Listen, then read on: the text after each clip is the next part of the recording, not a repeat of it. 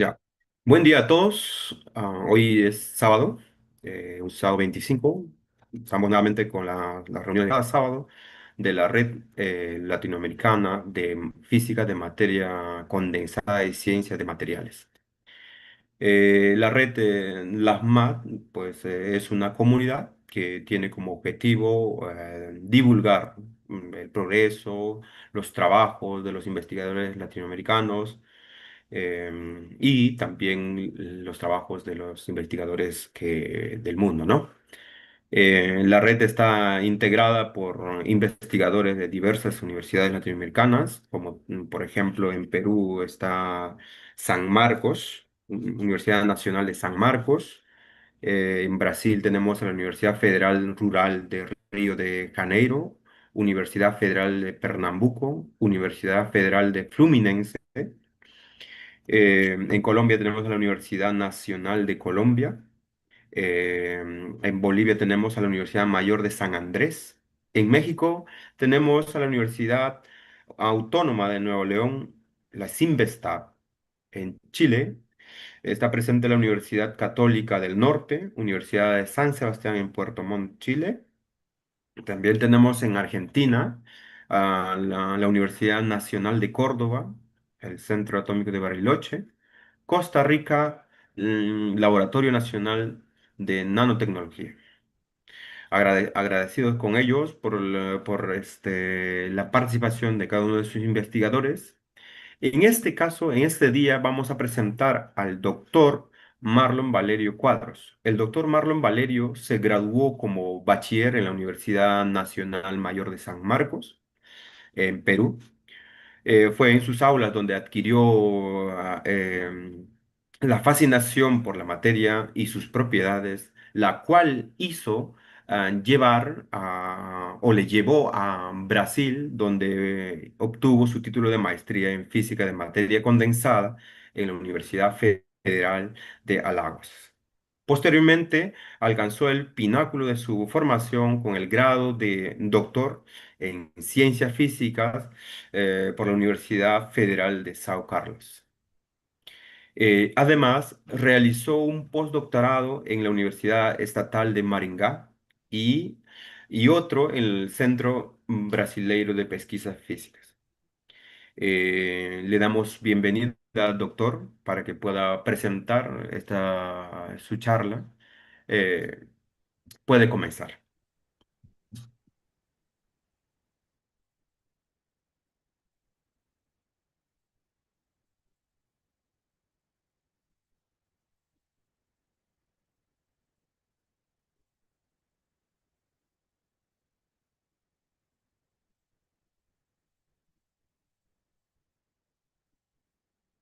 Bueno, muchas gracias, Melvin.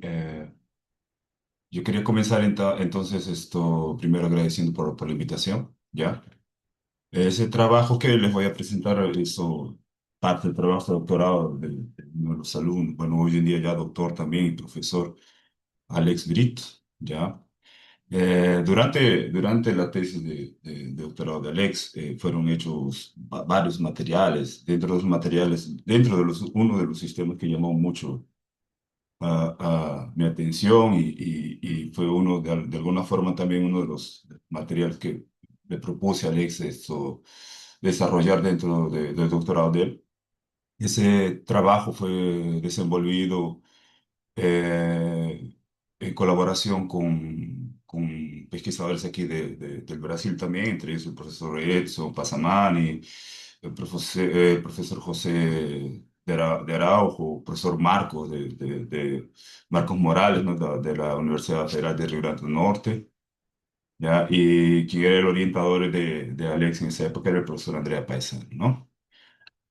Bueno, nos vamos a comenzar entonces hablando un poco sobre la motivación de su trabajo. Nosotros ya veníamos ya trabajando en el grupo con algunos sistemas ya semiconductores, ¿no? Y el objetivo inicial era estudiar esos sistemas, estudiar sus propiedades estructurales, sus propiedades magnéticas, cómo que los sistemas se comportaban, por ejemplo, cuando introducíamos algún metal de transición o dopábamos algún metal de transición Hoy en día estamos trabajando también no solo con metales de transición, también estamos trabajando con tierras raras, estamos consiguiendo dopar algunas matrices con tierras raras. Bueno, entonces inicialmente cuando comenzamos a estudiar semiconductores, la mayoría de los semiconductores ellos no presentan ferromagnetismo a temperatura ambiente, entonces el objetivo es a través del dopaje, ¿no? Del dopaje hacer con que estos materiales se conviertan ferromagnéticos a temperatura ambiente, ¿ya? Y con eso, a partir del año 2000, hubo una gran cantidad de publicaciones con respecto a ese tema, ¿no? Bueno, yo coloqué aquí más o menos en qué está basado, ¿no? En los estudios. Comenzamos a estudiar óxidos magnéticos diluidos, ¿ya? Dentro de esos óxidos magnéticos diluidos, uno de los más estudiados es el óxido de zinc. Y entonces el óxido de zinc, cuando dopado con algunos metales de transición, ¿no? En cantidades bien pequeñas, ¿ya? Entonces es posible cambiar el comportamiento magnético de esos materiales, de ese sistema, ¿no? Entonces, ¿qué es lo que hacemos? Inicialmente tenemos un sistema compuesto por un anio y un catio, ¿ya? Al cual le introducimos un ion magnético. Entonces, ese sistema, el pasa a ser llamado de óxido magnético diluido, ¿tá? Que constituye un subgrupo dentro de los semiconductores magnéticos diluidos, ¿no? Porque en la mayoría de los casos no vamos a trabajar solamente con óxidos, ¿ya? Bueno, el estudio de semiconductores no es un estudio relativamente nuevo. Ya tenemos, por ejemplo, en 1980 ya existían los semiconductores del grupo formados por los elementos de la tabla periódica 2 y 4 de los grupos 2 y 6. Ya en 1990 los semiconductores formados por los grupos, ¿no? 3 y 5. Entre ellos teníamos los compuestos formados por indio, manganeso y arsénico, ¿no? En el caso de los semiconductores formados por los elementos del grupo 2 y 6, teníamos el seleneto de zinco, telureto de cadmio, seleneto de cadmio, ¿no? Cuya temperatura de transición ferromagnética era bien pequeño, bien abajo de la temperatura de ambiente, ¿no? En el caso de estos elementos, de estos compuestos aquí, la temperatura de transición estaba en torno de los 200 Kelvin, ¿ya? Entonces, muchos dispositivos fueron hechos, ¿no? En función de ese tipo de material, ¿no? Ya en el año 2000, Dittel le propone un modelo donde a partir del dopaje de algunos arsenetos, fosfatos, teluretos, específicamente para el caso de manganés, ¿no? Esos materiales, esos compuestos podían convertirse en materiales ferromagnéticos, ¿ya? Entonces, y lo que Dittel proponía en ese caso era que el ferromagnetismo era mediado por huecos, ¿no? En la banda de valencia, ¿no? ¿Ya? Después, ese artículo de Dittel, él vino con una serie de propuestas, ¿no? Para diferentes materiales con diferentes temperaturas. Ya, entre ellos, por ejemplo, estaba el óxido de zinc, ¿no? El nitrato de galio, estaba también el seleneto de zinc también, y entre ellos otros compuestos, algunas ligas, ¿no? Entonces, sí, la previsión teórica era de que los semiconductores de tipo P, dopados hasta con 5% de manganeso, ¿no? Donde tenían en torno de 3,5 veces 10 a la 10 elevada a la 20 buracos por centímetros cuadrados, ¿no? Ellos podían convertirse en materiales ferromagnéticos a temperatura ambiente. ¿Ya? Y lo que Dietrich, como acabé de decir, proponía era que eso pasaba porque existía, ¿no? Un fácil deslocamiento del ion de manganeso a partir de la red, eso guiado por lo que él llamaba de huecos, ¿no? Bueno, continuando entonces Matsumoto en el año de 2001, ¿no? Él prepara filmes, películas delgadas de óxido de titanio dopado con cobalto, ¿ah? En en ese artículo él reporta un ferromagnetismo a temperatura ambiente para ese tipo de semiconductor, ¿ah? ¿Ya? Entonces, y a partir de ese año comienza, ¿no? Comienza todo una corriente por intentar eso, buscar y sintetizar semiconductores que puedan ser ferromagnéticos a temperatura ambiente, ¿no? Entonces, una cosa que nos estábamos en la época en el grupo buscando, la mayoría de la mayoría de los semiconductores, todos ellos son algunos óxidos, ¿no? La mayoría de ellos son paramagnéticos. Entonces, a través del dopaje nos conseguíamos de alguna otra forma salir de ese comportamiento paramagnético y ir para un comportamiento ferromagnético, más aún no conseguíamos eso en temperatura ambiente. Eh, Vimos también que a la par de eso, algunos óxidos también que también presentaban propiedades semiconductoras, como el caso del óxido de indio, el óxido de manganés, que ellos no son paramagnéticos, más son antiferromagnéticos, ¿no? Entonces vimos entonces una posibilidad también de estudiar, ver que esos materiales antiferromagnéticos, a partir de pequeños dopajes, ¿no? De metales de transición o de tierras raras, se convierten en materiales ferromagnéticos a temperatura ambiente, ¿no? O presenten un comportamiento ferromagnético a temperatura ambiente. Bueno, ahí en la literatura aparecieron varios artículos, dentro de los cuales la mayoría de ellos particularmente no presentaban buenos resultados, más en algunos decían que eran ferromagnéticos a temperatura ambiente, más cuando uno iba a mirar, por ejemplo, la curva de estéresis, esa abertura en el campo coercitivo era un campo en torno de los 20 oeste, 30 oeste, ¿no? Entonces relativamente pequeños que muy fácil podrían ser convertidos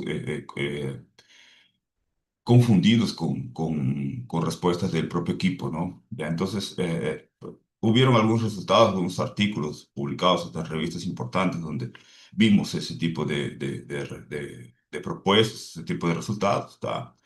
A partir entonces del año 2000. Entonces empezó una fuerte corriente, ¿no? Como les decía, por investigar películas delgadas. Muchos comenzaron, por ejemplo, en el caso del año 2002, ¿no? Que fueron hechas películas delgadas usando el molecular Big Epitaxy, ¿no? Donde crece la película camada por camada. Ya estoy, vimos, por ejemplo, que presentaba en ese caso, de ahí ese elemento presentaba una temperatura de transición acima de 400 Kelvin, o sea, bien acima de la temperatura ambiente, ¿no? Ya. Después también películas delgadas de nitrato de galio dopado con gadolinio, ¿no? También por moléculas biripitax, ¿no? Ya presentaban temperaturas, de temperatura equigil, de esa transición, acima de 300 Kelvin, en torno de los 360 Kelvin, ¿no? Después aparece ese modelo eh, propuesto por Coyne, que fue un artículo, uno de los artículos más citados hasta ahora, de un hecho Material, donde él propone que el ferromagnetismo era mediado por polares magnéticos ligados, ¿no? Entonces, eso pasaba porque esos polaros, ellos aparecían en la presencia de defectos, ¿no? Entonces, así, o de vacancias, ¿no? Entonces, él, de alguna otra forma, en el artículo muestra que existen polaros isolados, como podemos ver aquí, y existen polaros sobrepuestos o acoplados, que son los que nosotros necesitamos para que ese efecto semiconductor o ese comportamiento ferromagnético aparezca, ¿no? Ya podemos tener también iones isolados, ¿no? Entonces, lo que inicialmente se busca son la presencia de polaros sobrepuestos, ¿ya? Entonces, en ese artículo también, de alguna otra forma, he establecido que existe un limiar de percolación, que más o menos de 16% del volumen del material, ¿da? La mayoría de esos defectos de esas vacancias son dadas por ausencia de oxígeno, ¿tá? Entonces, en la presencia de cátodos magnéticos, ¿no? O cátodos no magnéticos también, ¿ya? Entonces, vamos a ver cómo que ese modelo, si mal no recuerdo, en la tesis de Aline, que también es una de las colaboradoras, ella consigue explicar el ferromagnetismo que presentó el material de ella, que fue fierro dopado con óxido de indio dopado con fierro, ya, a partir de ese modelo. Entonces, ¿qué es lo que fue hecho en el grupo inicialmente, ¿no? Entonces, existen algunos, estos son la mayoría de los ejemplos de los óxidos magnéticos diluidos, ¿no? Los semiconductores magnéticos diluidos, ¿ya?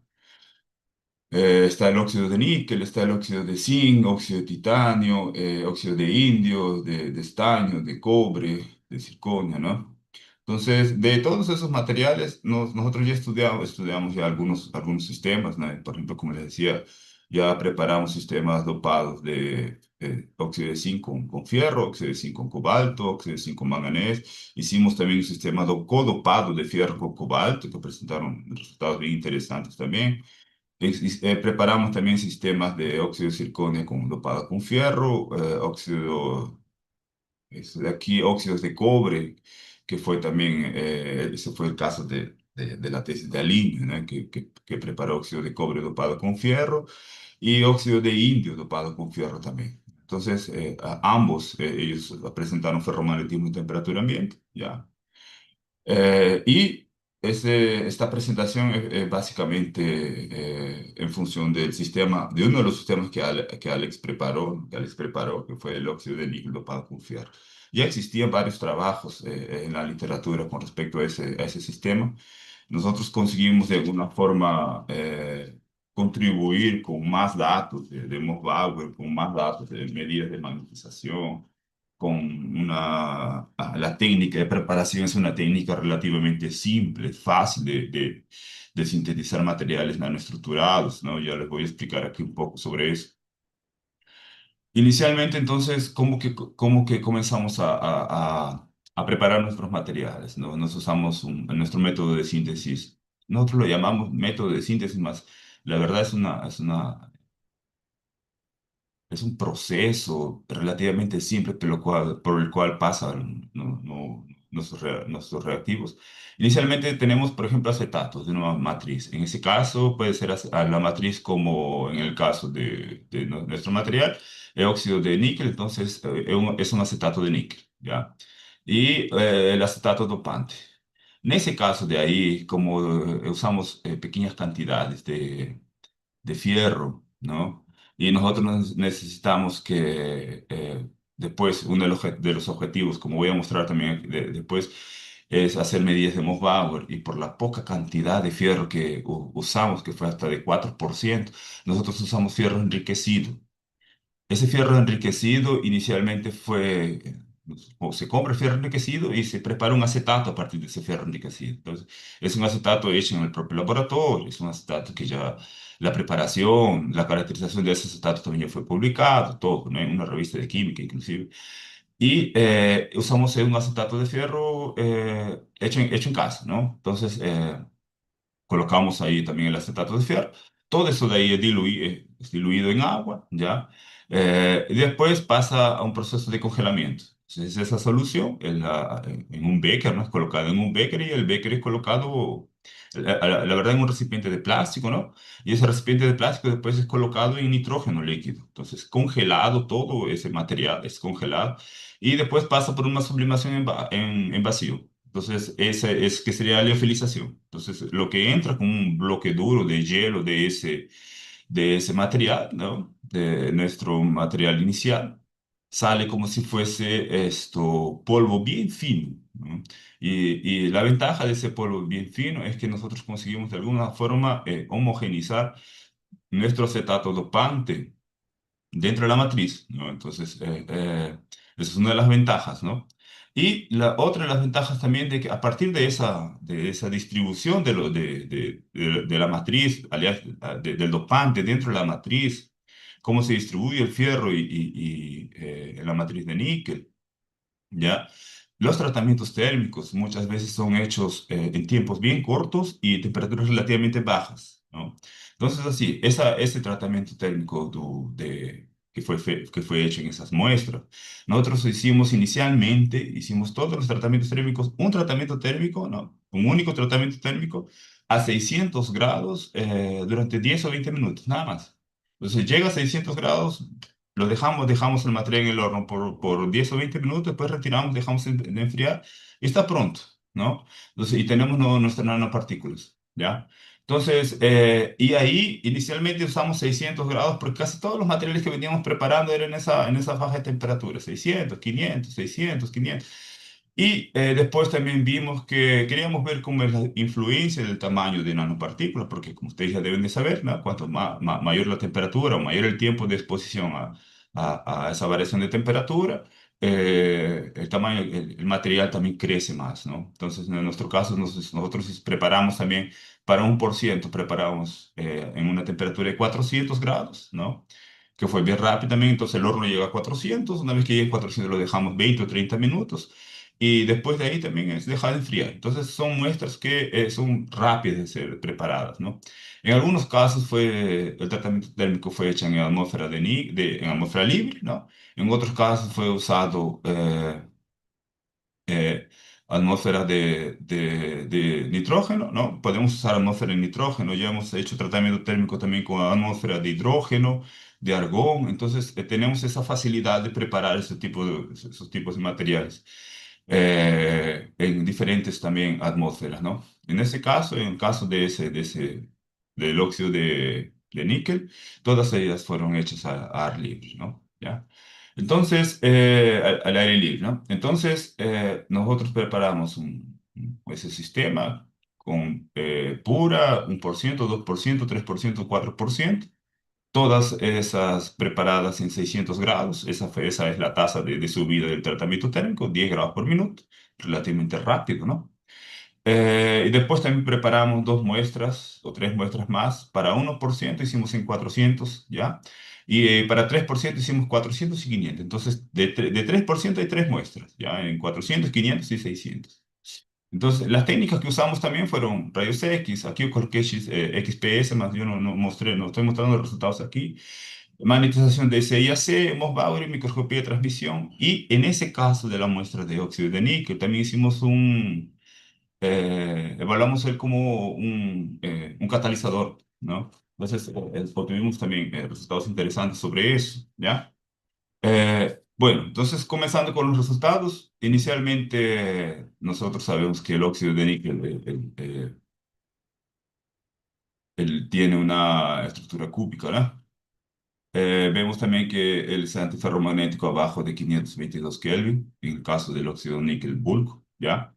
Y puede presentar también, en algunos casos, dependiendo cuando se reduce el tamaño de la partícula, puede presentar comportamientos espin-glass, ferromagnéticos o mismo también superparamagnetismo, ¿ya? Había sido reportado en la literatura que cuando el óxido de níquel es dopado con algún elemento en bajas cantidades, algunos autores reportaron una estructura Corshell magnética. No es un Corshell estructurado, ¿ya? Es un corcel magnético porque voy a explicar eso mejor también de aquí a poco, o donde la superficie se comporta magnéticamente de la parte central de la partícula, ¿no? Bueno, entonces, con eso, llevando en cuenta eso de ahí, eh, voy a mostrar también algunos resultados de la literatura, ¿no? Que ya fueron reportados tanto para el óxido de níquel puro cuanto para el óxido de níquel dopado con 3%. Por ejemplo, en el caso del óxido de níquel, ¿no? Presenta una temperatura de freezing aquí, ¿no? De spin glass y una temperatura de bloqueo en torno de 90 Kelvin, ¿ya? Cuando dopado, esa temperatura de spin glass, en ese caso, o superparamagnética, va para 8 Kelvin y la temperatura de bloqueo va para 140. Entonces, existe un efecto del dopaje debido a cuando, ¿no? He evaluado sus propiedades magnéticas, ¿no? Por ejemplo, cuando tenemos 3% de fierro, esa temperatura de bloqueo se disloca para mayores temperaturas, ¿no? En ese caso para 140. Con respecto al Moss-Bauer, ¿no? En ese caso aquí, esas muestras fueron preparadas por coprecipitación, ¿no? Un tratamiento térmico de 400 grados por 4 horas, ¿ya? Entonces, nosotros en ese aspecto conseguimos mejorar eso energéticamente hablando, ¿no? Bueno, las muestras también hicieron medidas fueron hechas también medidas de Moss-Bauer, ¿no? En diferentes temperaturas para diferentes tiempos de tratamiento térmico, ¿ya? Donde podemos observar en algunos casos la presencia de arreglo, ¿no? Magnético a partir de los sextetos. Podemos observar también la presencia de algunos dobletos Y en algunos casos, por ejemplo, aquí en 500, 600, de 12 horas, 24 horas, y hasta en 520 también la presencia se me fue ahora. Entonces, de una ausencia de orden magnético, voy a llamarlo así, ¿no? De esa parte aquí, de esa, ya voy a encontrar la palabra, de eso de ahí. Entonces, bueno, continuando aquí, les presento a ustedes los resultados. Esos son las medidas de difracción de rayos X, ya, de las muestras dopadas con 1, 2, 3 y 4%. Esos rayos X están graficados, ¿no? En el orden, en el eje Y aquí, en el eje de las ordenadas, ¿no? Está todo en logarítmico, porque nosotros necesitamos ver si teníamos o no la presencia de alguna fase secundaria o de alguna fase espuria. ¿Qué es lo que pasa? El rayo X ayuda de alguna forma a identificar, más por la propia resolución del equipo puede ser que aparezca alguna fase no deseada aquí. Más hasta donde vimos, el rayo X entonces muestra la inexistencia de fases secundarias, fases como que pueden aparecer magnetita, ferrita de níquel, fierro metálico o magnimita pueden aparecer, como ya fueron reportados en la literatura también, por los rayos X. Aquí no observamos nada, nada más eso no significa que no exista alguna fase. Entonces, siempre nosotros queremos mostrar nuestros rayos X a partir de de esa forma logarítmica aquí, porque él de alguna otra forma exagera, ¿no? La parte de abajo aquí, la parte de abajo aquí del ruido. Entonces, como podemos observar también, en ninguno de los casos también existe un dislocamiento de alguno de los picos, ni para la derecha ni para la izquierda. Y eso es debido a que los rayos iónicos, después del fierro más 3 que es el fierro que fue identificado, y del níquel más 2 son relativamente, creo que uno es de 0,55 y el otro es de 0,48. Entonces son relativamente semejantes, ¿no? Ya cercas uno del otro. Entonces, hicimos también el refinamiento Riedel para todas las muestras, tanto para las muestras, déjame ver si está aquí, ajá, tanto para las muestras que fueron preparadas a 600 grados como para las que fueron preparadas en 400 y 500. Ya en todas ellas calculamos también el tamaño de cristalito usando el modelo de Wilson-Hall, ¿ya? Ese modelo fue usado porque él también lleva, en comparación con el modelo de Scherrer, ¿no? De Scherrer, él lleva en consideración la largura del pico. Y eso hace con que el tamaño de cristalito sea mejor caracterizado, ¿no? ¿Ya? Entonces, hicimos lo mismo también para la muestra en diferentes temperaturas, ya para comparando ahí, ¿no? 1% en 600 y 400, 3% en 600, 500 y 400, ¿no? Esos son los parámetros obtenidos a partir del refinamiento Ridley, ¿ya? Entonces, no observamos una grande diferencia, por ejemplo, cuando comparamos a las muestras dopadas, ¿no? De 0, 1, de 1, 2, 3 y 4% en la misma temperatura. Eso para el caso de 600, ¿no? Por ejemplo, si no existe un cambio drástico en los parámetros de red, ¿ya? 4,1762, 4,1766, 4,1768, 4,1756. Entonces, sí, no. Eso de ahí es tranquilamente explicado porque, como yo les decía, ¿no? Como colocamos pequeñas cantidades de fierro, entonces la red cristalina no va a sufrir una grande variación, ¿no? Entonces los parámetros de red muestran eso, ¿ya? De la misma forma también, por ejemplo, cuando calculamos el tamaño cristalito, ¿ya?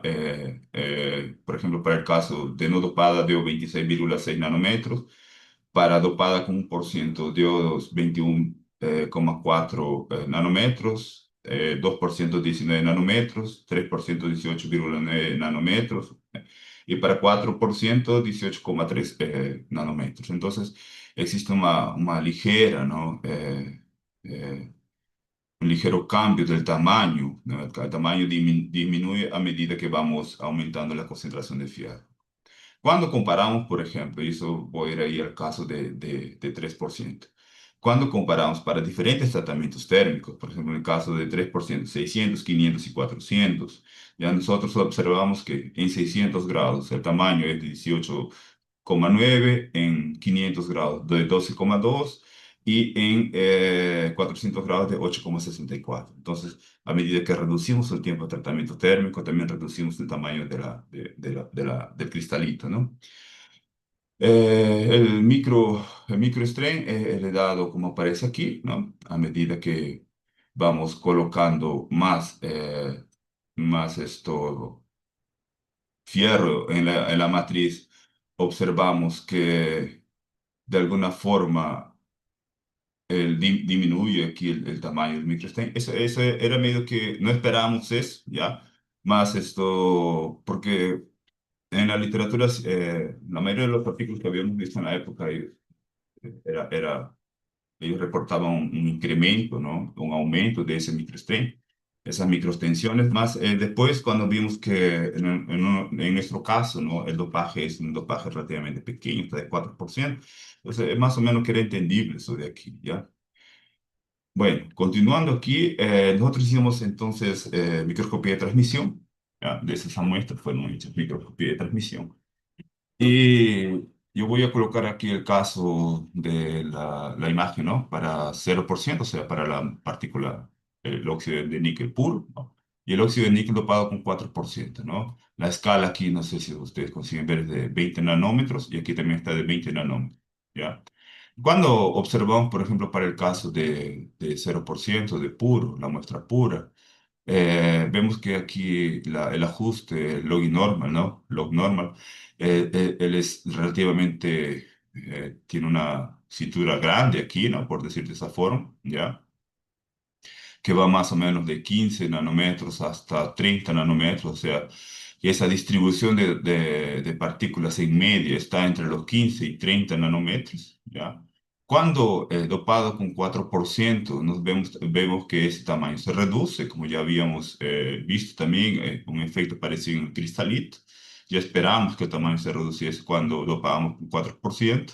Y aquí, si ustedes observan, por ejemplo, a largura media altura, aquí, ¿no? El ancho media altura va de más o menos de 10 nanómetros hasta 20 nanómetros. Aquí más o menos ese ancho va de 15 a 30, o sea, las partículas son distribuidas, ¿no? En esa faja. Y aquí esa faja menora, ¿no? Va de 10 a 20, esa faja está en 10 nanómetros. Aquí esa faja está entre 15 y 30, hasta esa faja está en 15 nanómetros, ¿no? Entonces, de alguna otra forma conseguimos que esas nanopartículas, todas ellas tengan relativamente tamaños bien parecidos, ¿no? En media, ¿no?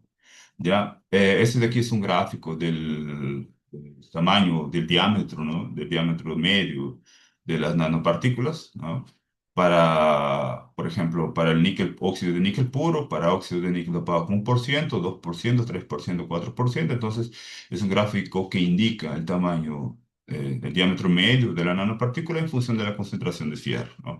Y observamos que aquí, a medida que voy colocando más fierro en esa matriz de níquel, el diámetro también va disminuyendo, ¿no? De alguna otra forma, por la literatura, esperábamos ese resultado, ya era lo menos que esperado, más fue satisfactorio después ver de que esos tamaños coincidían también bien con el tamaño reportado en los cristalitos, ¿no? Entonces, por ejemplo, obtenidos por rayos X por el refinamiento, vimos que, por ejemplo, para el caso del óxido de níquel puro, el tamaño de cristalito estaba en orden de 22,6 nanómetros. Y aquí también aparece aquí. Ese valor de aquí está en la faja de los más o menos 22 nanómetros. Entonces, con eso nosotros llegamos a la conclusión de que nuestras partículas son monocristales, ¿no? Son monocristales de óxido de níquel o monocristales de óxido de níquel dopado con fierro, ¿ya? Porque todos los tamaños aquí, yo no coloqué esa tabla de comparación aquí, ¿no? Pero todos los tamaños aquí obtenidos por microscopía de transmisión son, de alguna otra forma, entran en concordancia con los tamaños obtenidos para los cristalitos, ¿no? Ya por rayos X. Bueno, después de ahí partimos para las pendientes magnéticas. Inicialmente, entonces, más o menos ya observamos algo que en la literatura ya había sido observado también, ¿no? Dos temperaturas. una temperatura, un pico en bajas temperaturas y un pico en temperaturas intermedias, tanto cuando hicimos la medida CFC, ¿no? A 50 oeste, 500 oeste y 5000 oestes, ¿no? Queríamos ver cómo se comportaba esa curva a medida que aumentábamos el campo aplicado, ¿ya? Y vimos entonces que aparece esa temperatura aquí, ¿ah? Esa temperatura que está en torno de los 10 Kelvin. Nosotros no, hasta aquí no sabíamos decir si esa temperatura era una temperatura de, ligada o relacionada a spin glass o a un comportamiento superparamagnético, ¿ya? Porque ese pico de aquí no se movió a medida que ese valor aquí no cambiaba, ¿no? A medida que aumentamos el campo. Por otro lado, ese pico de aquí más grande, ¿no? Él consigue de alguna otra forma, ¿no?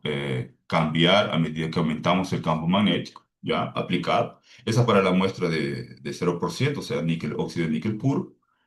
Después, cuando hacemos las mismas medidas, más ahora para la muestra de dopada con 4%, nosotros observamos que no aparece esa temperatura de bloqueo aquí. Por la literatura, nosotros esperamos de que esa temperatura de bloqueo tal vez apareciese un poco acima de 120 Kelvin, tal vez en 240, como ya había sido reportado en uno también de los slides que les presenté, ¿no? Cuando era dopado pura y dopado, esa temperatura de bloqueo se dislocaba se movía para altos campos. Más entonces aquí lo que nosotros encontramos que o nosotros esperábamos de que esa temperatura aquí apareciera acima de 300 Kelvin. Entonces, esa temperatura de bloqueo, ¿no? Nosotros no conseguimos hacer medidas acima de 300 Kelvin. Eso hubiera sido bien interesante en la época también, ¿ya? Y, y esto, más no conseguimos encontrar esa temperatura de bloqueo, por ejemplo, para la muestra de 4%, ¿no? Para la muestra de 3% en 500 grados Celsius, ¿no? Que fue tratada de 500 grados, ¿no? Nosotros observamos esas temperaturas de bloqueo en 250. Entonces, más o menos lo que nosotros vimos es que esa temperatura de bloqueo estaba relacionada no solo al tratamiento térmico, sino también a la concentración de fierro dentro de la muestra. Entonces, lo que nosotros esperábamos aquí, ya, era que apareciera esa temperatura de bloqueo, más esa temperatura de bloqueo aparentemente solo aparece después acima de 300 Kelvin, ya. Y continuamos entonces. Con respecto a ese pequeño pico que no sabíamos si era una temperatura de bloqueo ligada, relacionada a comportamiento de spin glass o a un comportamiento superparamagnético, medidas de magnetización AC fueron realizadas. Esas medidas de magnetización ya fueron realizadas con frecuencias de 100 hasta 10.000 Hz. ¿Ah?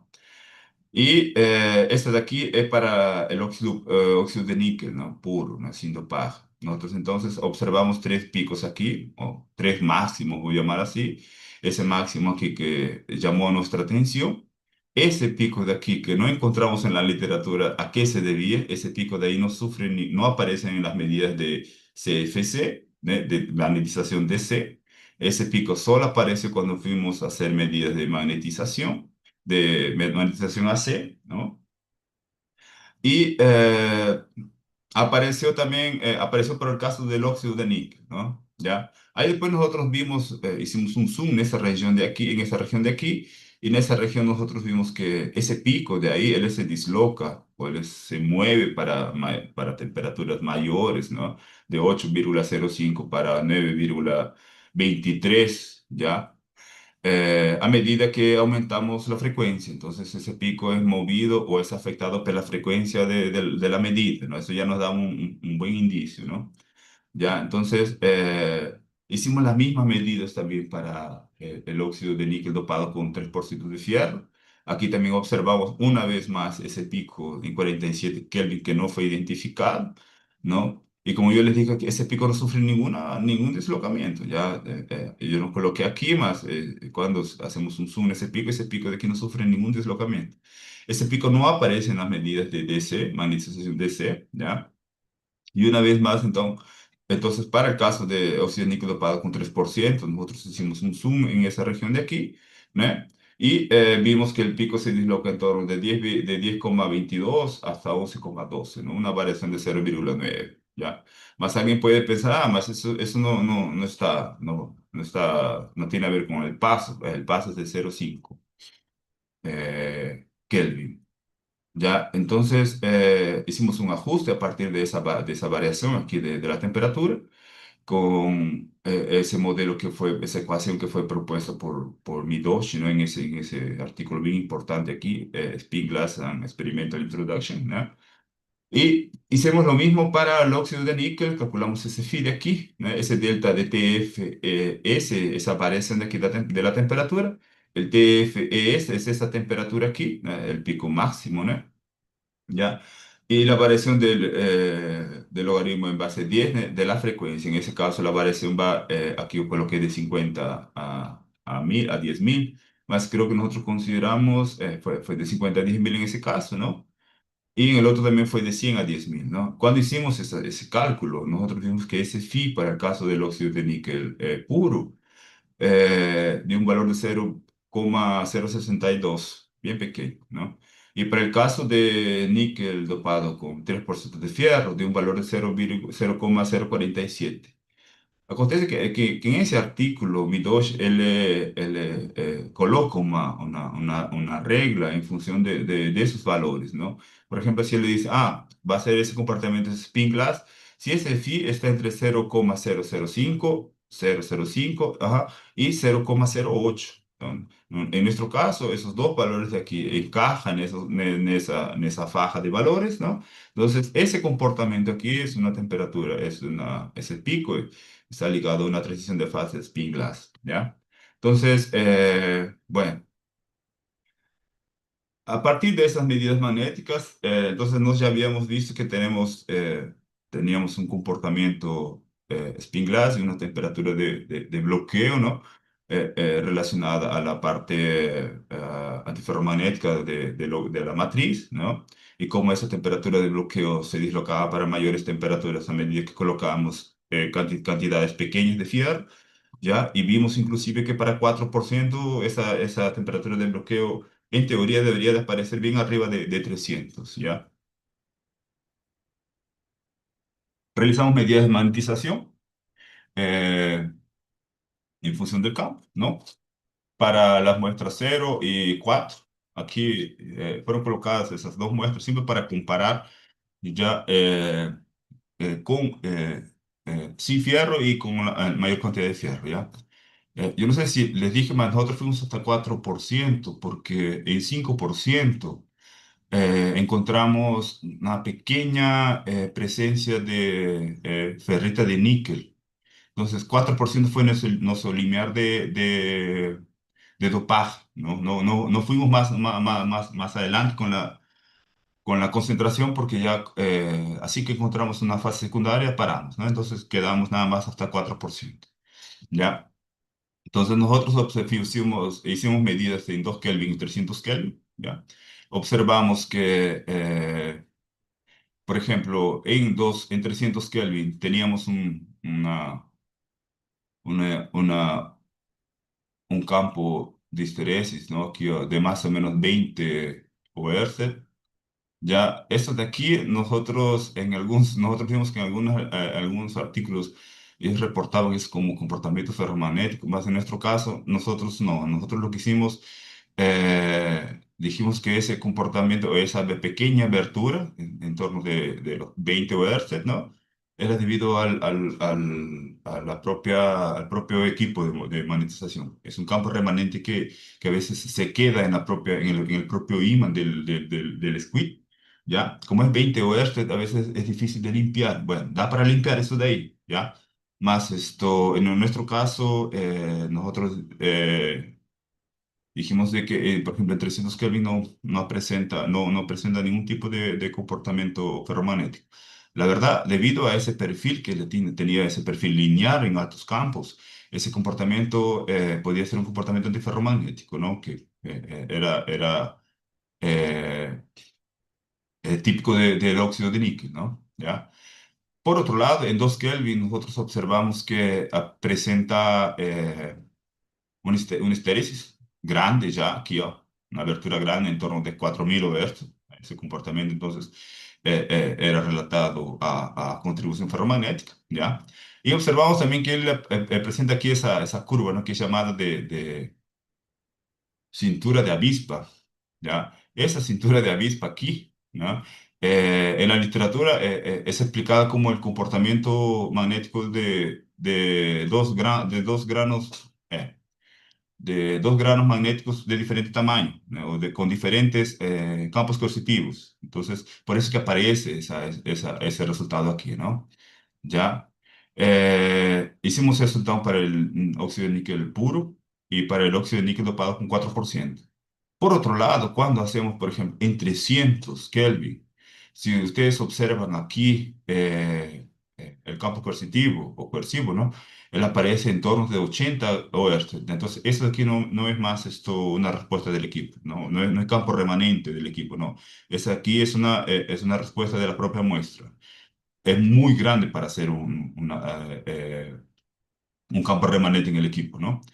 Ya, entonces, en temperatura ambiente, él ya presenta ya una respuesta ferromagnética, y en 2 Kelvin ni decir, ¿no? En 2 Kelvin ya más o menos va así un poco más de los 4000 Hz, el campo coercivo. Y lo que hicimos aquí también fue sustraer esa contribución lineal, ¿no? Cuando sustraemos esa contribución lineal que aparece en altos campos aquí, por ejemplo, para 300, tanto para, sobre todo aquí 300 en 0% y 302 en 4%. Nosotros observamos entonces que, ¿no? que existen dos contribuciones, una de ellas representada por la parte ferromagnética y otra de ellas representada por la contribución lineal, ¿ya? Entonces, de alguna otra forma, ya teníamos indicios de que nuestras muestras, incluyendo el óxido de níquel puro, se comportaban como si tuviesen una estructura Corshell. Más para ver eso, para entender mejor qué estaba pasando con nuestras muestras, si de verdad ellos tenían o no tenían ese comportamiento Corshell, hicimos una medidas de magnetización, ¿ya?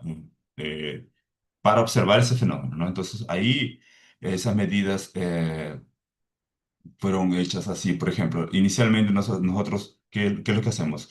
Para hacer una medida de CFC, nosotros bajamos la temperatura, ¿no? Una vez que bajamos la temperatura, aplicamos el campo y comenzamos a medir. O sea, fijamos la temperatura en 300 Kelvin, por ejemplo, en este caso fue en 2 Kelvin. Bajamos la temperatura en la ausencia de campo magnético, ¿no? Ahí, una vez que bajamos la temperatura, aumentamos el campo magnético, comienza a aumentar el campo magnético. En nuestro caso fue hasta 7 Tesla, ¿no? Subió y hizo toda la curva estéresis. Esta de ahí es la curva en azul. La curva FC, esa curva es así.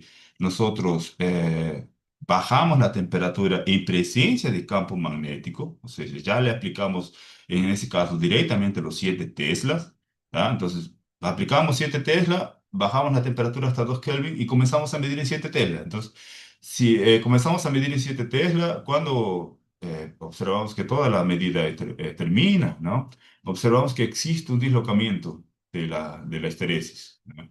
Ese dislocamiento de la esteresis es un indicativo, ¿no? De que lo que nos llamamos de efecto Chain Bias, ¿no? Que es compatible con una estructura de tipo Corshell. Hicimos eso para 30 Kelvin, hicimos eso para la muestra pura, para la muestra dopada con 4%, hicimos este para la muestra con 3% en 400 grados, que fue 76 en 400 grados, ¿no? Y vimos que ese efecto, las tres muestras en sí, de forma general, todas las muestras presentaban ese efecto, ¿no? Que era el Chen bias, ¿no? Y si alguien, por ejemplo, tiene una idea, esa curva FC, ella no tiene lo que nos llamamos de curva virgen, ¿no? Que sale de cero, después va hasta 7 Tesla, de ahí regresa, después sube otra vez, no, él no tiene esa curva inicial, ¿no? Porque él ya comienza en 7 Tesla, ¿ya? Después, entonces, cuando fuimos a analizar eso por Bauer, como yo les dije inicialmente, esas medidas, todas ellas tenían como objetivo principal, ¿no? Uno de los objetivos principales era hacer Moss-Bauer en esas medidas, porque Moss-Bauer es una de las técnicas también que caracteriza el grupo. Inicialmente lo que hicimos fue colocar acetato de fierro enriquecido con el objetivo de tener más mayor cantidad de fierro, ¿no? Esto observable por la técnica Mohbauer, ¿ya? Y inicialmente, entonces, cuando fuimos a analizar inicialmente las medidas de Mohbauer en temperatura ambiente, todas ellas presentaban una distribución. Entonces, esa distribución no es nada más que una distribución de campos aquí, ¿no? ¿Ya? Ha presentado una distribución y un doblete para 300, entonces para 3%, aquí estamos analizando la muestra de 3%. Para 300, entonces en 300 Kelvin teníamos la presencia de un dobleto y una distribución. Bajamos la temperatura para 200, comenzamos a ver que de alguna u otra forma ya estaban empezando a ordenarse, ¿no? Los sitios magnéticos aquí. Ya 200 teníamos también una distribución y un dobleto, ¿ya? En 100 y en 50 ya vemos que la presencia de un sexteto, de dos sextetos, ¿no? Ambos con un Isomer shift iguales, ¿no? Y la presencia del dobleto continúa aquí, ¿ya? Así hasta cuando llegamos a 4,2 Kelvin. 4,2 Kelvin nosotros observamos únicamente los sextetos, ese comportamiento aquí del dobleto, ¿no? Que podría estar ligado de alguna otra forma a espines desordenados o dentro de la estructura Corchel, ¿no? Entonces, esos son los parámetros superfinos encontrados para esa muestra, ¿ya? Nosotros hicimos también una cosa que no salía de nuestra cabeza en la época, era si, por ejemplo, esos sextetos de ahí,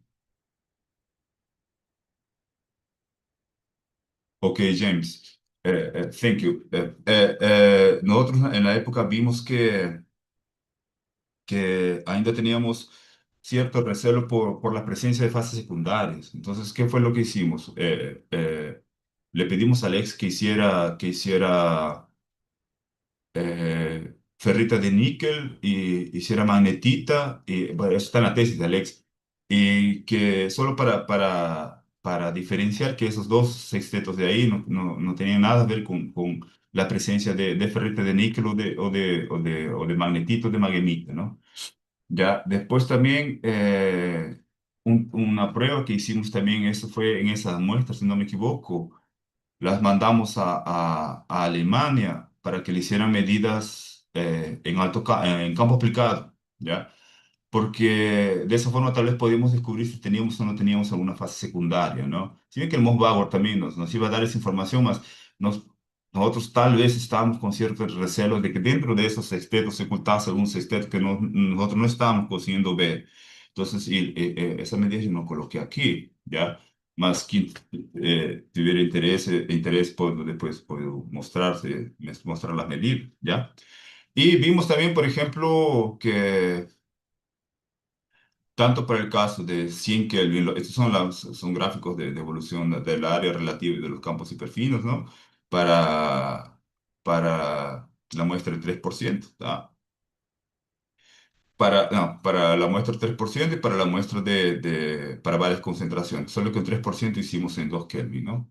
Ya, entonces podemos observar que existe una relación directa, ¿no? Por ejemplo, aquí, oh, el 100 Kelvin, por ejemplo, el sexteto 1, a medida que disminuye su VHF, también su campo perfino, o sexteto 2 también hace lo mismo, ¿no?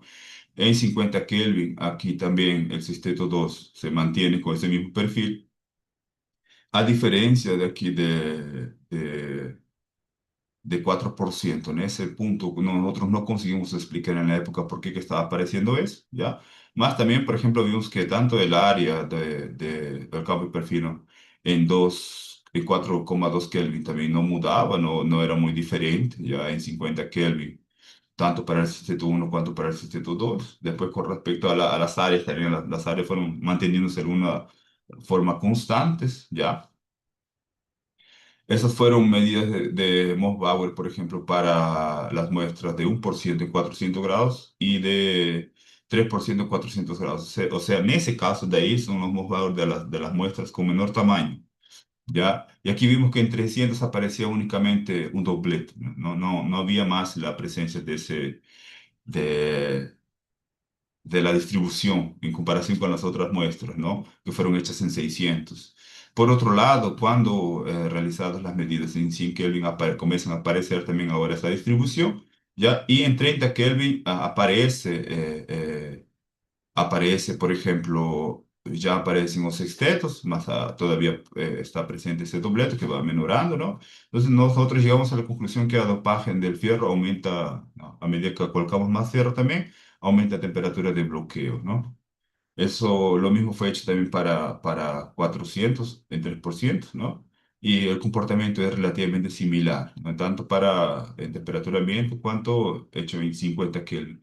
Nosotros hicimos en 50 Kelvin y en 30, porque el equipo en la época conseguía ir nada más hasta 30 Kelvin. Estamos teniendo problemas con el equipo y él conseguía mantenerse en 30 Kelvin. Esa medida de aquí fue hecha después. Ahí el equipo conseguía mantenerse bien la temperatura estable hasta 50 Kelvin, por eso que realizamos la medida en 50 Kelvin también. Y las medidas en 4,2 Kelvin. Las fueron hechas también en el laboratorio, ¿no? Fueron hechas pocas medidas y pocas medidas porque para hacer esas medidas en 4,2 Kelvin el laboratorio compraba helio líquido, ¿no? Y las muestras eran totalmente sumergidas en el helio líquido, entonces no teníamos mucha disponibilidad de tiempo y para poder hacer esas medidas, ¿no? Bueno, continuando aquí, sobre las propiedades fotocatalíticas, como eran semiconductores, yo vine hablando sobre semiconductores en el comienzo, entonces los semiconductores ellos tienen un bandgap, ¿no? Un gap de energía, ¿no? Y hicimos medidas de UV-Vis, ¿da? Por reflectancia, ¿no? De las muestras, ya esas, y calculamos también el valor del bandgap, ¿no? De la energía, que va más o menos de 3,63 hasta 3,40. De alguna otra forma disminuye a medida que, ¿no? A medida que vamos aumentando la cantidad de fierro, ¿ya? Nosotros observamos ese máximo aquí, no encontramos una explicación para ese máximo aquí, ese aumento repentino de la reflectancia encima de 650 nanómetros, ¿no? Ni para la muestra de 2% ni para la muestra de 4%. No entendimos, buscamos en la literatura si alguien ya había reportado eso de aquí, ya, y después hicimos entonces llevamos las muestras de 2% y de 4% y la de níquel puro para hacer testes fotocatalíticos, ¿no? Usamos el RV, es que sí, el nombre ahorita, por aquí está anotado. Usamos uh, esto anotado por aquí. Usamos el corante RB 250. Ese corante RB 250 es llamado está por aquí. Reactive Blue, ¿ya? Entonces el Reactive Blue de 250 es simplemente llamado DRB aquí, ¿ya? Que es una tinta azul, la verdad, ¿no? Ya usado en tintas como para ropa, esas cosas, ¿ya? Entonces usamos y hicimos primero la fotólisis. La fotólisis consiste en inicialmente nada más agarrar el Reactive Blue diluido y es colocado en la presencia de una lámpara, ¿no? Esa lámpara de ultravioleta, entonces va actuando sobre el RB 250 y ese aquí es el resultado de medidas de absorción de UV-Vis, ¿no? Entonces, para diferentes tiempos, 0, 5 minutos, 15 minutos, 30 minutos, 90 minutos y 60 y 90 minutos. Es más o menos así, son preparadas varias muestras y cada cierto tiempo una muestra es sacada de la cámara, ¿no? Donde se encuentra esa Reactive Blue. Ya, y eso de ahí entonces fue hecho tanto para la muestra pura, la muestra con 2% y la muestra con 4%, ¿no? Podemos observar aquí, porque por ejemplo, para el caso de la muestra con 2%, esa absorción aquí, en la cae prácticamente para cero después de 90 minutos, ¿no? Algo parecido también pasa con el puro.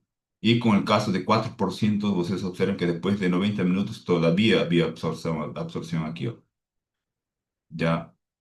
Entonces, eso de ahí nos trajo algunas consecuencias interesantes. Entonces, nosotros vimos que de esos tres, de esas tres muestras, el mejor para ser usado para, de alguna otra forma, en el proceso fotocatalítico, ¿no? De Reactive Blue 250 era la muestra con 0,02, de 2%. Nosotros no encontramos una explicación asertiva sobre eso, exacta, por qué que eso estaba pasando.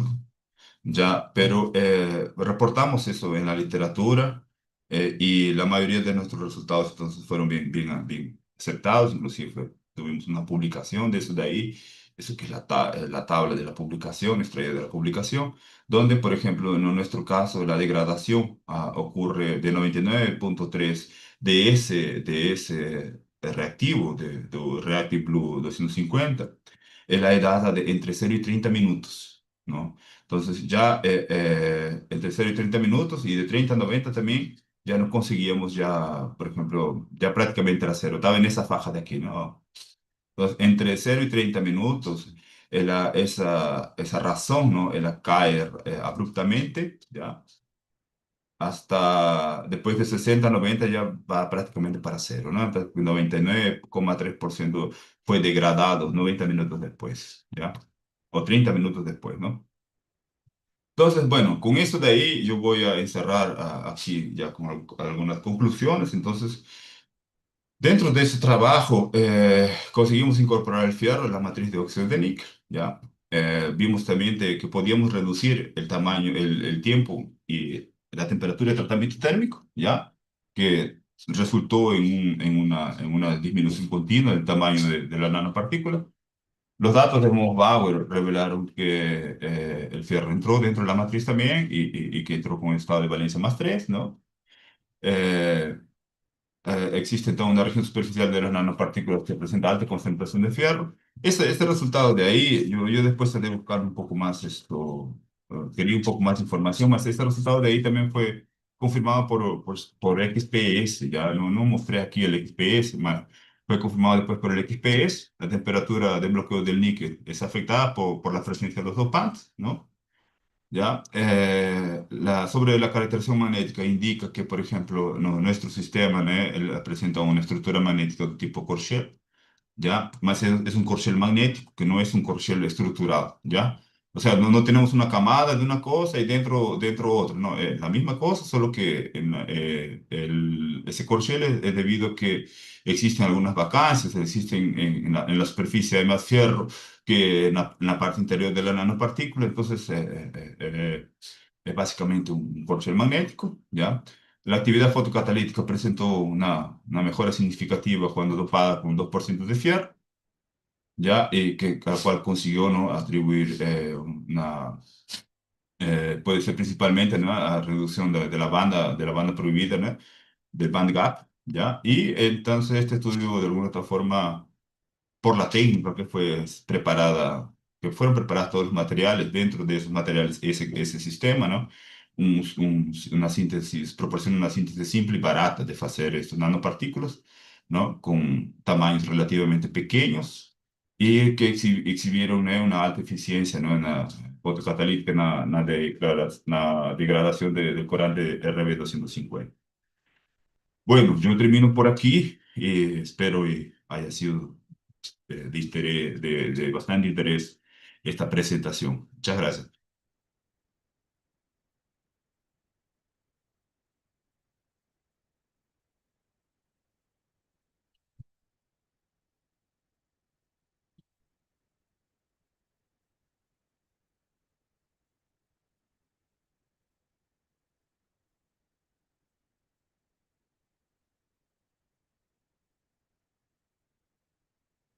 James, Gracias también.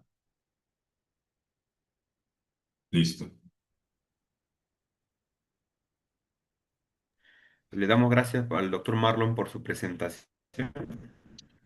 Eh,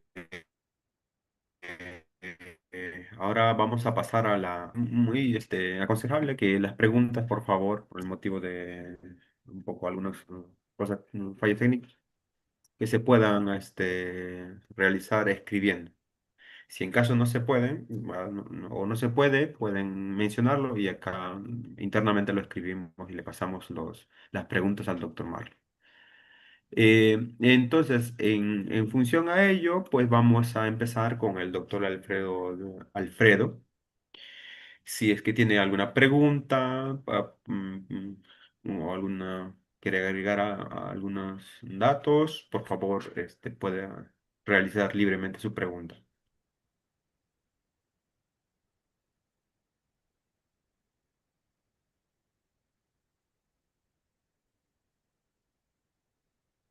Hay óxidos donde los fierros están dentro de sitios tetraédricos.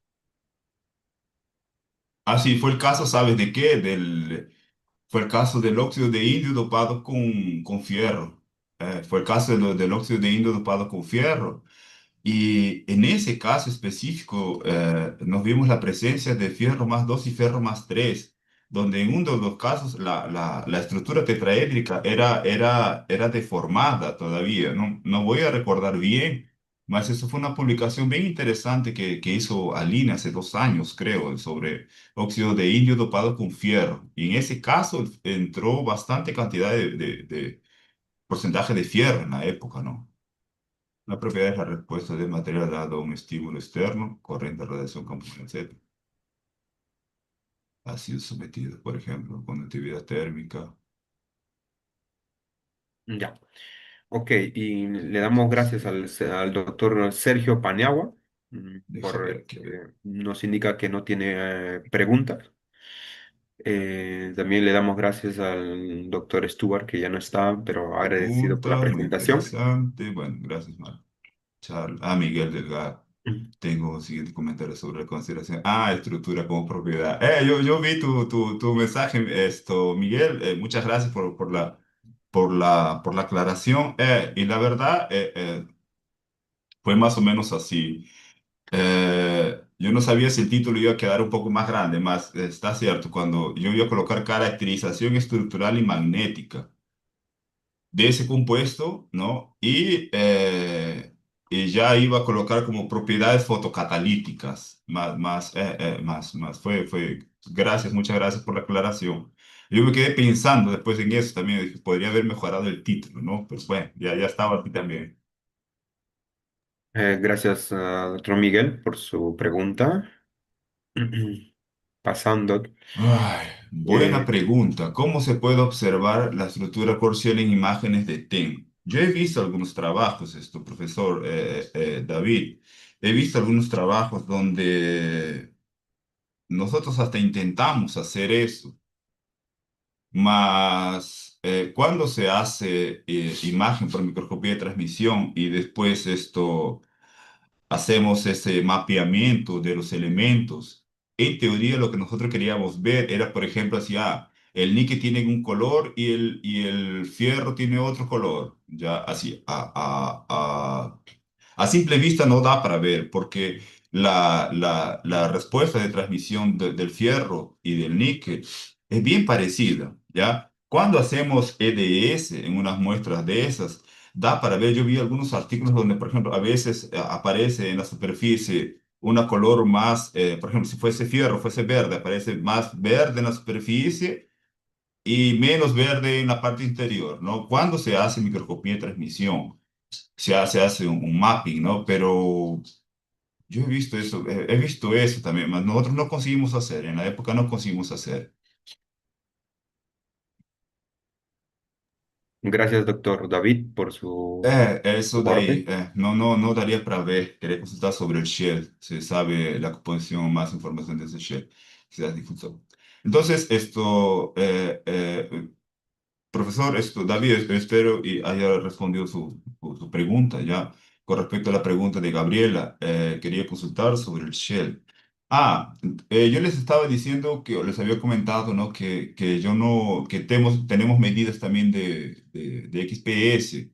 Y en el XPS conseguimos ver, por ejemplo, inclusive la presencia de vacancias en la superficie y en la parte interior de la nanopartícula.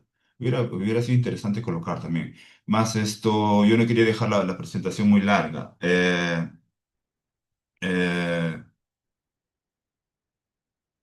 Daría para ver, da para ver la composición de fierro en la superficie, da para ver la composición de fierro en el interior. Bueno, por lo menos eso fue lo que Alex mostró en su tesis, ¿no? Él hizo la muestra, hizo XPS para la muestra pura y para la muestra de 3%, creo. Y en ese proceso,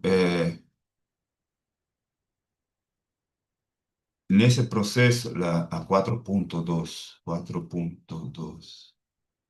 esa de aquí, esa de aquí. Ya en ese proceso, él vio que había vacancias y vio que había más fierro en el shell que en el core. Eso. Había más fierro en el shell que en el core. Ya, inclusive el Moss-Bauer también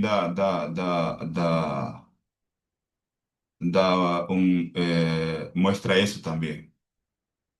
Eh, Espero haber respondido tu pregunta, Gabriel. Ok, pues damos gracias a la doctora Gabriela por su aporte, al doctor David, al profesor Ángel. Hay una preguntita nada más, la última ahí. Eh, Es mejor sustituir Tú en la átomos parte media del del ajuste, fierro en la introducción de los intersticios para las ¿no? propiedades magnéticas. A ver, Marlon, Alfredo, en la para ser parte sincero, en la del literatura que ajuste revisamos, hay un pequeño no error. encontramos, no me acuerdo de haber visto fierro en los intersticios. Más así, es que dependiendo también del fierro con valencia que está entrando, por ejemplo, si en el caso del fierro 3 el radio iónico, ¿no? Del fierro 3 es bien parecido con el radio iónico del fierro más 3 con el radio iónico del níquel, ¿ya?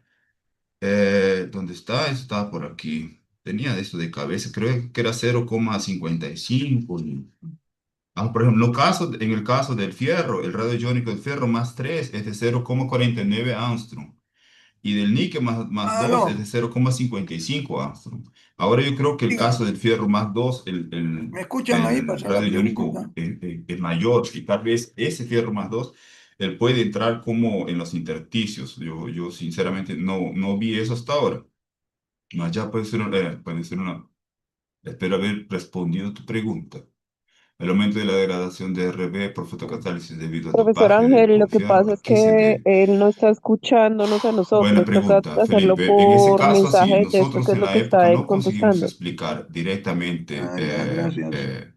por qué que era diferente el óxido de níquel dopado con 2%, porque era diferente del 4%. La verdad, nosotros esperamos que el 4% fuese más efectivo en el proceso fotocatalítico, ¿no? Tiene más fierro, tiene más eh, espera el tamaño de partícula menor, entonces el gap de energía también era menor, ¿no? Más nosotros después vimos que el gap de energía del dopado con 2% es el menor de todos, está aquí, creo.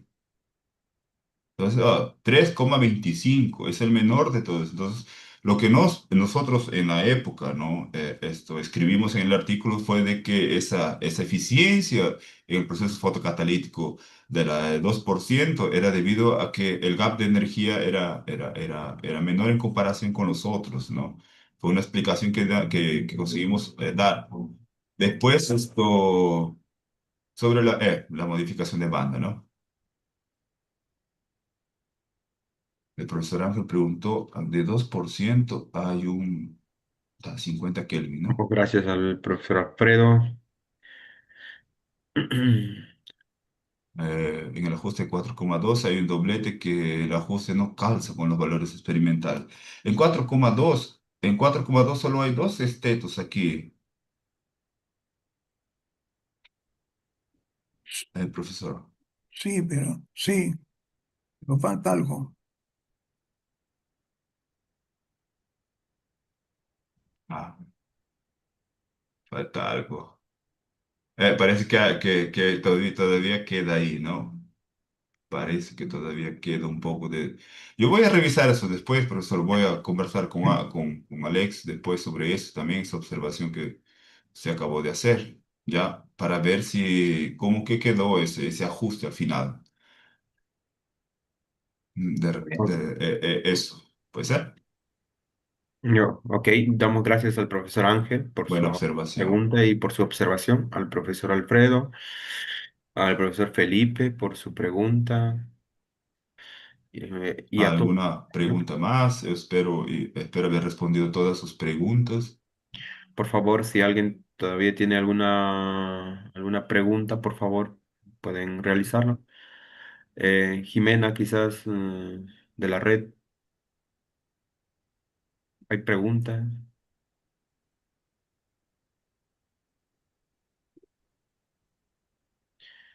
Espérate si el profesor Marlon resuelve la última pregunta que El colocaron. aumento de la degradación de Ok. RB por fotocatálisis debido al dopaje ¿a qué se debe?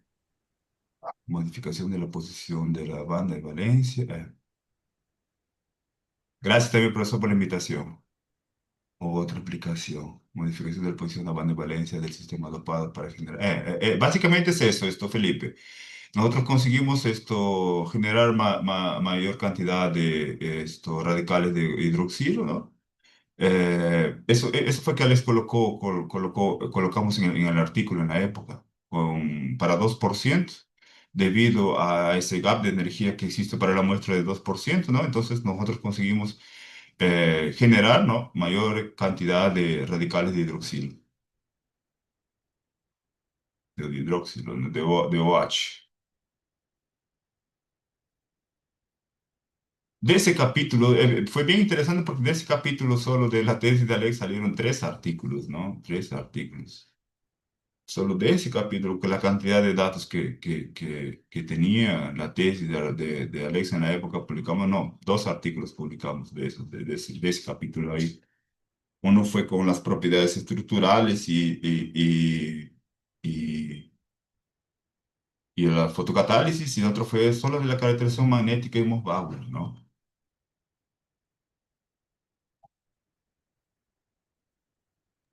Oh, ok, profesor. Eh, ¿Alguna pregunta más? ¿Alguna otra pregunta más, Espero por favor? sinceramente que esa presentación haya sido del agrado de todos ustedes. Ya una vez más también agradecer a Luis de los Santos, al profesor Ángel también por la invitación, a Melvin también por la ayuda técnica. Muchas gracias por todo también. Ok, ajá, ok. Gracias a Eh, todos los participantes también.